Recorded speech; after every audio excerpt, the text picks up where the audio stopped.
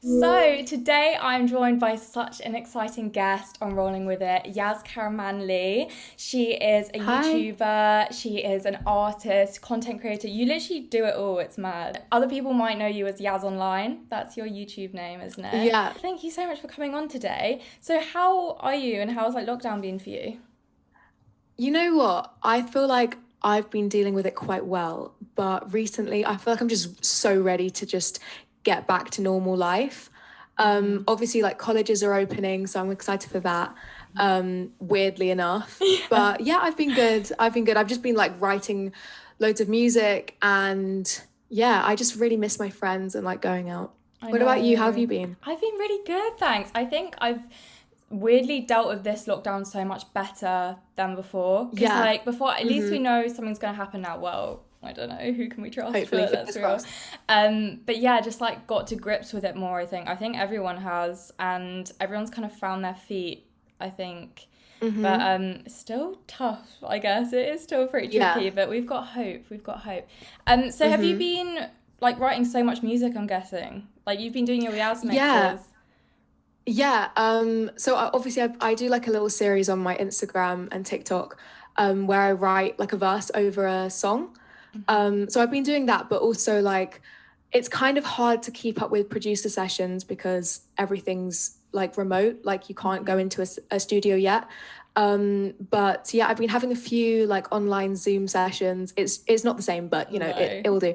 And I've just been writing a lot and I'm learning like the piano and guitar and Wow. stuff. Just yeah, I'm just trying to like improve and shit. Yeah, I guess you could say it's good because you like have the time to sit down and like just try stuff Yeah. maybe you wouldn't like have time for Mm-hmm. or wouldn't usually. But you're Yeah. still at college, so how are you fitting everything in like with your online stuff, with your music? Like you I bet people ask you, Yaz, how the hell are you doing this? How the hell do you do that? You know what? Like I found it really hard when I was going into school because it's harder to manage your time. It was harder to fit everything around school, but now that it's online, it's just so for me at least it's I found it so easy. But yeah, I just kind of do my classes and that's it. Because everything's online, it's so much easier to keep up with work, I feel, which is a weird one because all of my friends are like completely not knowing what to do. And Yeah. neither do I, but I just feel like because I'm at home and it's all on my computer, I just have so much like more control, you know? Yeah. But yeah, I think I've been managing it well. I don't know. I'm gonna look back and be like, bitch, you were struggling, but You yeah, I literally don't have know. your shit together so much. But I guess like you everything you do is online anyway, right? Like so much of it. So I guess it's like Yeah, just integrating into each other, which is good yeah. for you, I guess. It's You're cool. getting Yeah. grips to it. So you've been making videos for like 5 years now. So that makes you like 13 when you Yeah. started? I started when I was 13 and I'm still making videos. Oh my So weird. days. Like when you started, It was does not it feel like five yeah. years. Was it just like a little like off the cuff thing? Like what was your first video? Well, oh my God. I can't remember my first video. I think I was either meeting Ariana Grande at her meet and greet, or I made like a dub smash like compilation thing with my friends and my Dub smash. family. I started with my friend at the beginning, like not on my channel, but we did like a little thing. Like she'd come to my house after school every day, and we just do this like little show. And that's when I really started like loving, I don't know, being on camera and like Yeah. directing something. Um, and then when I was 13, I was quite a tomboy before that.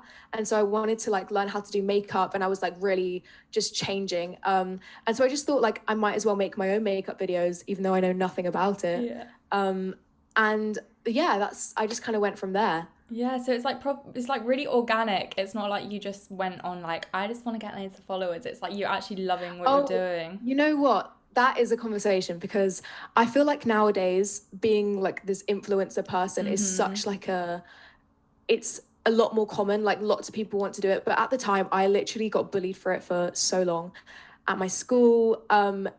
It wasn't something that I didn't even know that you could earn money. I started earning money from it like 2 years into making videos, so I didn't even it was not a thing for me. Um, And yeah, that was not even in my brain. I was just kind of like doing it, you know. Influencers, the whole world is really changing, especially with TikTok, I feel, because it's so easy to grow on there. Oh my God, so and easy. It's so easy to just like suddenly, like, I don't know, Charlie D'Amelio, Addison Rae, they've all just like suddenly had this following and like this responsibility. I feel like the word influencer has so many like negative like connotations to it, and like, you know, but in reality, I feel like if you have a platform and you use it right, and you do influence your audience in the right way, it isn't the worst thing to call yourself an influencer. But it's just the fact that I feel like saying the word influencer places you in such a different position to your audience. You know, it's like, I influence you, which isn't true. You know, everyone influences each other. Like, my audience inspire me so much. But yeah, I completely agree. Like, the whole influencer world is changing. Obviously, having your platform comes with ups and downs. So can you tell me about a time which you just kind of thought, just not today? Like, I'm sure a lot, maybe it happens, you just think, I just want to just not have this responsibility just for a day. I feel like I didn't even view my platform as like me. I didn't even think that I had somewhat of like social responsibility until kind of recently. I feel like because I was obviously so young, I started picking up an audience when I was like 14, 15. You know what? As grateful as I am for my platform and everything, when I'm at a party and there's someone that I mutually know, like we have the same friends, you know, we're in the same kind of group, not group, but that sounds gross, like mean girl group, but we know the same people. I literally freeze and want to die when people are like, are you Yaz online? Because it's like, okay, when you put yourself out there online, you are sharing so much of yourself. And when you meet someone for the first time, the amazing part of meeting new people is like learning about them. Yeah. But if you 100%. already know about them, it just puts this weird dynamic. It just makes this weird dynamic. But yeah, I don't like that. I don't like if I'm at like a social setting and I don't really want to talk about like social media. I don't like that. Yeah. Also, another time was when I kind of started introducing my family onto my channel. I have 2 younger sisters. And when people just started comparing us 3 and being like, she's prettier, she's funnier, she's ugly, she's that is a moment where I was really taken aback, and I was like, people are so cruel. And yeah, that was definitely a moment where I was like, bitch, shut the fuck up. Sit down. Yeah, if you bring my family into it, that's weird, but yeah, I guess so. I'm grateful for my platform though. Yeah, 100%. I guess like people feel entitled to know everything the whole time. Yeah, like, yeah. Just like stay in your lane. Like you're giving so much anyway. Yeah, I feel like, okay, with the whole like influencer title, you are expected to share your life, because that is what, especially if if you call yourself like a lifestyle influencer, you're sharing your life, and so people feel entitled. So I have a boyfriend. Sometimes I show him on camera, sometimes I don't. You know, it's not a public thing. But if I know with some of my friends, when you start like sharing that online, people do feel entitled, and I completely get why, because I've watched YouTubers in the past and just celebrities like, I don't know, Kylie Jenner or whatever, in the past, and be like, oh, so invested in their relationship and their life, because that is essentially what they are like profiting off. They're profiting off your interest, you know. So as I start to move into the music world and release my own music and, you know, become more of an artist rather than an influencer, it is kind of important to like establish that boundary, because forget me being an artist or an influencer, whatever the fuck, nobody deserves to know everything about you. No. So I think, yeah, it's a weird one. You have to establish that like boundary. That balance. I guess there's like a really fine line, and you've just got to like I guess everyone's just got to decide that for themselves. Just like some people put everything, some people put nothing. Yeah, I think it's a thing of being. There's a difference between being secretive and private and like lying, and, you know, being protective of the people around you, sides to you. And that's just something that you like, I at least need to like establish, you know. With you like transitioning into your music, and I'm guessing you've like loved singing and songwriting forever. Like, I'm sure this isn't just like a new thing. How have your followers and people that subscribe to you, how have they like adapted to this? Are people like really, really supportive and they're like loving this new path, or are some people like, oh, like how has it gone down? Yeah. Well, you know what? I feel like I haven't shared enough. As much as I post like freestyles and like my own original music on TikTok and, you know, bits here and there. I haven't really shown myself as an artist. So I feel like nobody really knows what is coming yet. Like nobody knows what like my vision and direction and whatever I want to do. So far, there's definitely been people who are very, very supportive, really, really sweet, just, you know, so nice. And I absolutely love that. I love the people who are encouraging me and like giving me ideas and all of this stuff. But there's definitely people who don't like it, and that's completely understandable because they didn't follow me for that. But yeah, there's sides to me, there's parts of me which people will want to watch and don't watch. So yeah, I feel like at the end of the day, you got to do what you want to do for yourself. And I'm doing music for myself and I love it so much. It's like my entire life. So I'm not doing it for that reason, you know. I don't give a fuck. But like people seem to be like loving it. I was trying to think of some like cool way to say that, but like people love it, and like thank you so much. That's it's so nice original. Like the Yaz makes his. Honestly, this is coming from somebody like I have no clue about like writing songs or like anything really to do with music. Just not my forte. But like, how do you come? Like, do you sit down? Like, if you want to come up with a verse or like a whole song, what's your process? Is it inspired by stuff?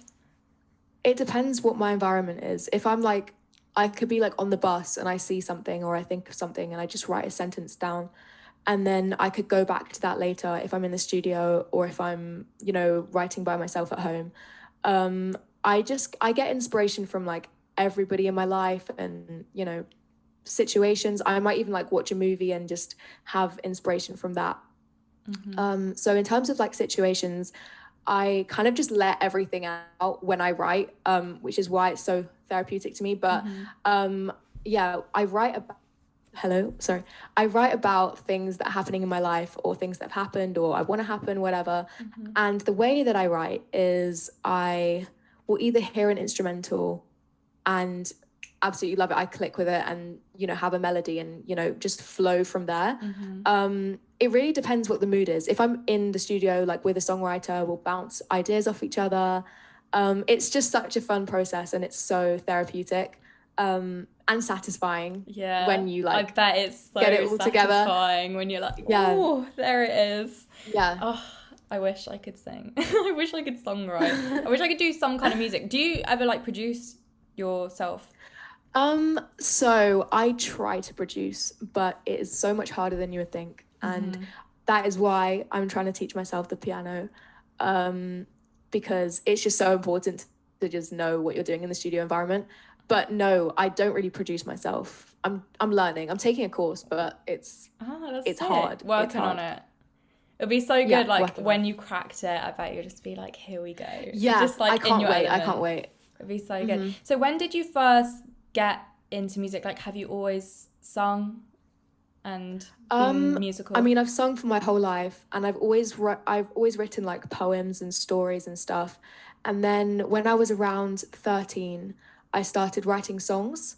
I think I was going through quite a lot at that time, and it was kind of like with like my family, and it was stuff that I was so embarrassed to tell other people that I didn't feel like I could go to anybody, so I really had to turn to myself. And I just wrote music. It was really therapeutic, so I kept on doing it. And then I just fell in love with like the whole process, and like I fell in love with music again, because I've always, you know, I've played so many instruments. I used to like love music, and then I just started falling in love with it, and now I just, you get it. It's just prioritizing yourself, because it's so easy to just slip out of that. What was I going to say? It's so easy to just start like prioritizing, like, I don't know, drama at school and like petty stuff in your life, and then forget about whatever you love. But it's so important to get back into it, and I get you. So who are your favorite like artists at the moment? Who do you get your inspiration from, if you do get inspiration? Okay, my favorite artist at the moment, you know what, let me look. Okay, no, yeah, off the top of your head, this is like a little challenge for you. Like top three. I love Victoria Monet.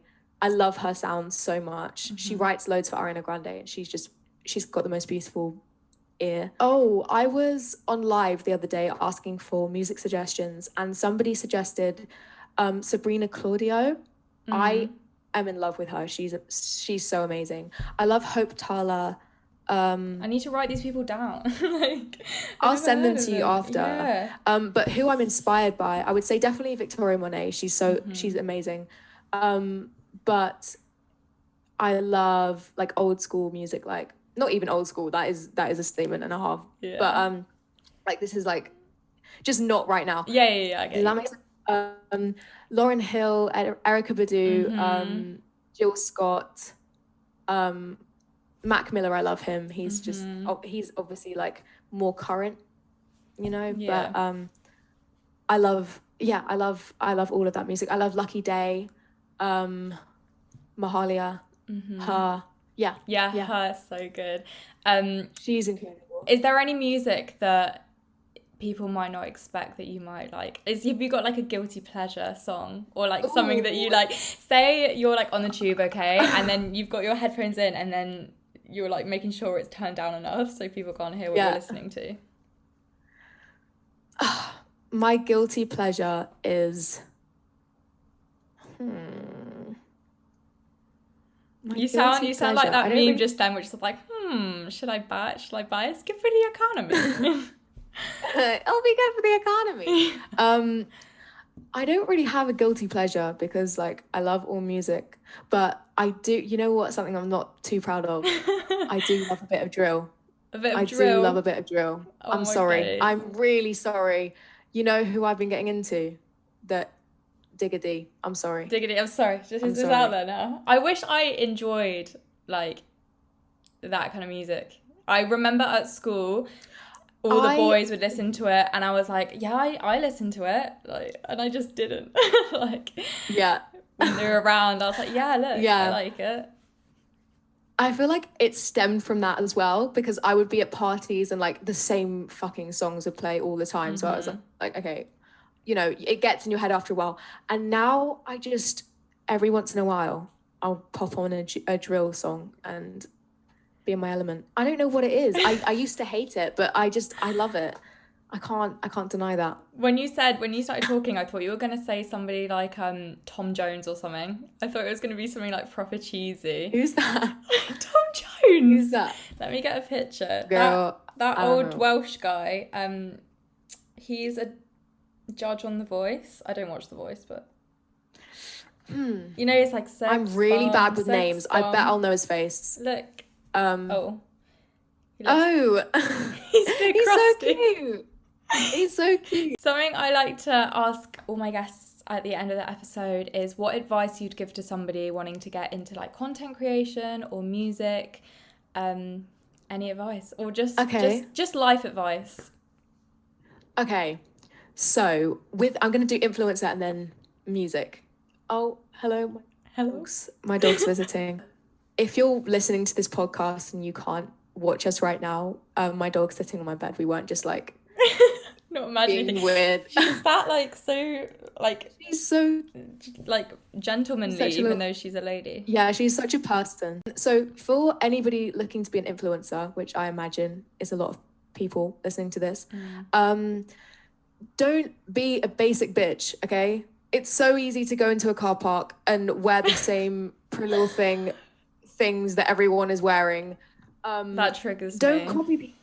Don't copy people. Like it's cool, like do your own thing, but and if that is you, if you are that Molly May, and I'm not calling her a basic bitch, by the way, she is amazing.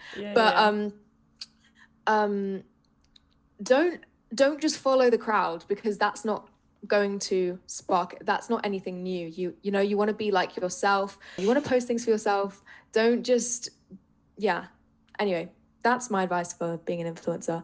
And try to be consistent with that. And for music, anybody looking to get into music, just write, if you're looking to like write songs or like play an instrument or something, or be an artist, just write as much as you can, because for me at least, it really, really helped me find my sound and like find who I want to be as an artist. So just develop yourself as much as you can, and there's no rush. And music is subjective. Not everyone's going to like you. Same as being an influencer. Not everyone's going to like you. Not everyone's going to like your music. But just do it for yourself. If you're doing it for the right reasons, you will get far. That's my advice. That is very good advice. And it's actually so interesting because every guest I've had on, that is always their advice. Yeah. That's every single person who I've spoken to. Everyone is just like, God, just be yourself. Like, just be yourself. Yeah, just be you. Be you, babes. GC style. But it is so true because nobody else is. It sounds deep, like, you know, it sounds like some kind of quote you'd see on like Pinterest. It sounds deeper, like, but it's not. It's just like, you know, it's true. Just be yourself. Be you. Be your original self. It's true though. And also, I've got one last bit of. I just actually want to ask for a favour. Can you do a Yaz mix to Easy Life, an Easy Life song? Easy Life. What is Easy Life? Who? Oh. I'm sorry, wait. Oh my days. Yeah, I'll of course I'll write something. I might just be changing your life. Easy Life. They're a band. Easy Life. Okay. Let me. It's like the happiest music. Is it that song? Is it a song or is it like a band? It's a band. This is them. Okay. You know what? I will do that and I will send it to you. Even just go have a look. Go have a look, honestly. I love them so much. But I think it would sound beautiful. I really do. Thank you. But thank you so much for coming on today. It has been so lovely to speak to you. And I hope there's lots of music stuff in store for 2021. Yeah, of course. Stuff is coming out soon. That's all we're going to say. Not giving too much away. Very soon. Sorry, that was really loud. Very soon. Very soon. Very soon, lads.